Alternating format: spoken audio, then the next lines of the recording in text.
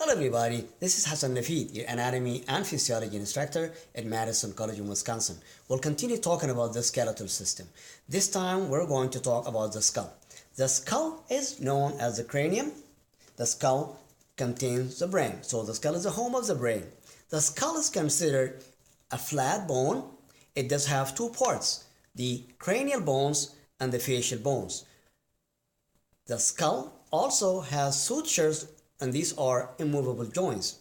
These sutures were movable in the intrauterine life and in particular during labor. So they will permit the passage of the head of the baby through the birth canal. I'm gonna show you this skull and navigate with you the exterior and the internal anatomy of the skull.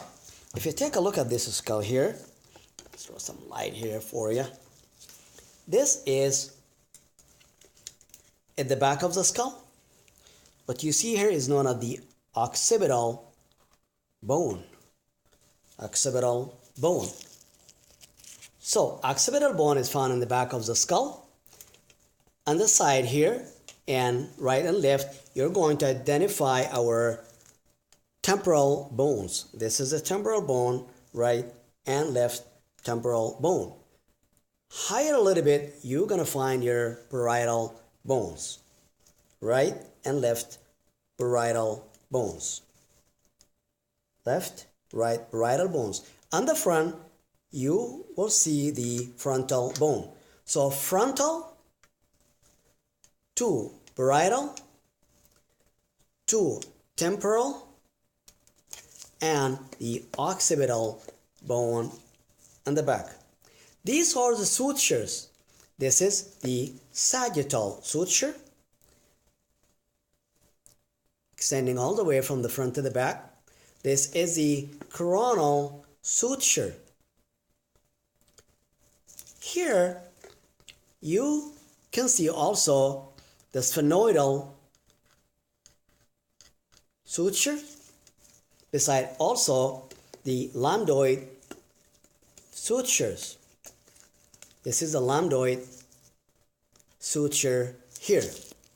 In an adult, these sutures are immovable or really tight and close joints, while in a baby or in the fetus, these were movable joints. This is the skull of a fetus, so it's a fetal skull, and you see here the bigger gap. And let me make it a little magnified for you. You can see the feature. This is known as the posterior fontanelle. It is that gap that made by the sagittal and the lambdoid suture. A little closer. Also, in the front here, you could see our anterior fontanelle. Number 59 here. That's the anterior fontanelle, and is made by the sagittal and the coronal suture that are not completely joined or closed. Anterior fontanelle usually stays open until the age of 24 months or 18 to 24 months, while the posterior fontanelle on the other side closed immediately after birth. Open fontanelles, specifically the posterior fontanelle, if it stays beyond that age, it might point to some abnormalities of the skull or in the brain.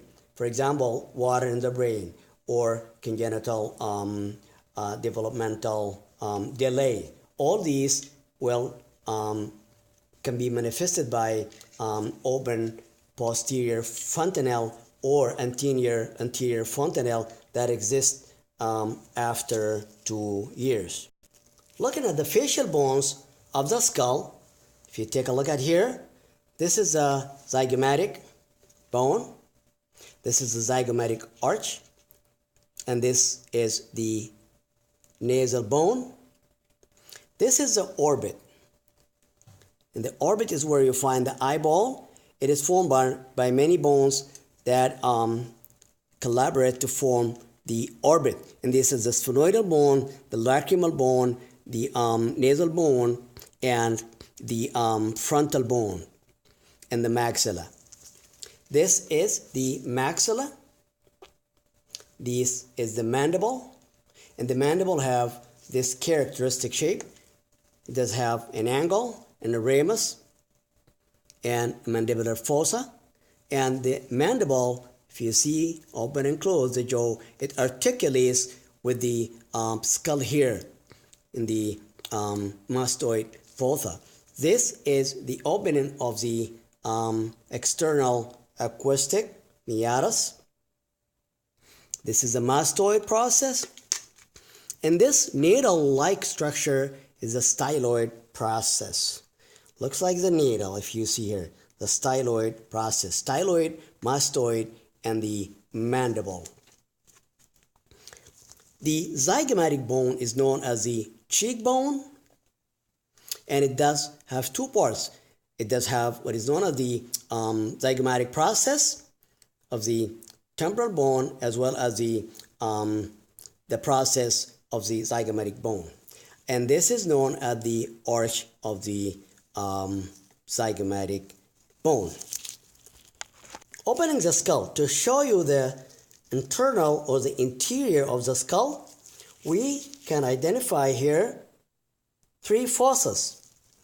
This is the posterior cranial fossa.